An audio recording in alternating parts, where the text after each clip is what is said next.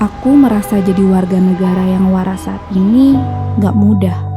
Berusaha untuk tetap sadar di antara rasa peduli dengan rasa acuh. Scrolling, aku melihat baku hantam jadi hal yang diwajarkan. Open-minded dalihnya. Pilu dalam hati orang lain, siapa yang peduli? Di dunia nyata dan dunia maya sama aja.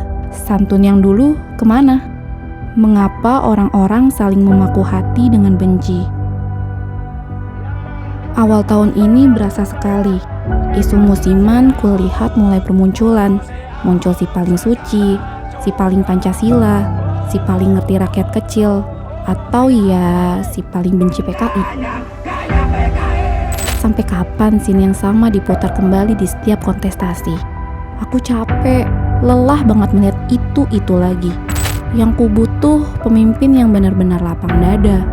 Orang yang gak baper, bahkan ikhlas mendatangi semua orang yang pernah memusuhinya dengan membawa senyuman yang lebar. Pemimpin yang memberi contoh pada kita semua cara membentangkan jembatan silaturahmi yang terputus, sekaligus jadi simbol persatuan itu sendiri. Dan orangnya ada. Terus kulihat juga yang ngomong sana-sini tentang negara bagusnya begini, bagusnya begitu. Galak bukan kepalang, sampai lupa bahwa perut ternyata belum terisi, makan besok belum pasti. Sedangkan aku risau dengan masa depan ekonomi yang tidak pasti.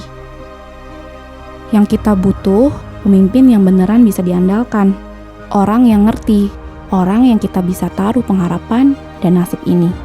Dan orangnya ada. Iya, orangnya ada. Orang yang bisa memunculkan secerca harapan di hati tentang kebutuhanku akan pemimpin negeri. Orang itu adalah Prabowo Subianto dan Airlangga Hartarto. Mereka orang yang kurasa bisa membawa negeri ini menjadi negara maju di kemudian hari. Senang banget lihat mereka sering bertemu menjalin silaturahmi. Hati mana yang tidak berbunga-bunga ketika pemimpin yang aku harapkan akan segera memimpin negeri. Tapi pertemuan antar pertemuan mereka nggak kunjung ada deklarasi. Aku takut, perasaan ini mulai nggak enak, mengira-ngira akan berita esok hari. Apa salah kalau aku menginginkan kedua bapak-bapak ini menjadi presiden dan wakil presiden RI? Barangkali mereka lagi mempertimbangkan sesuatu yang tidak aku mengerti. Tapi makin lama makin membuat aku worry. Aku belajar dari peristiwa Rengas Dengklok dulu. Soekarno-Hatta diculik oleh kaum muda karena tidak juga memproklamasikan kemerdekaan Indonesia. Padahal mereka udah tahu kalau Jepang udah menyerah pada sekutu.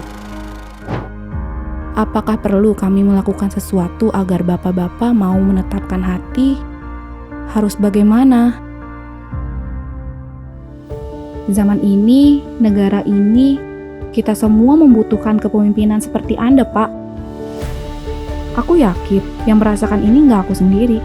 Ini penantian panjang kami, kerinduan hati kami akan pemimpin yang bisa mempersatukan Indonesia kembali. Sudah saatnya, Pak. Kalau kita harus mundur kembali, nggak tahu bersabar yang seperti apa lagi.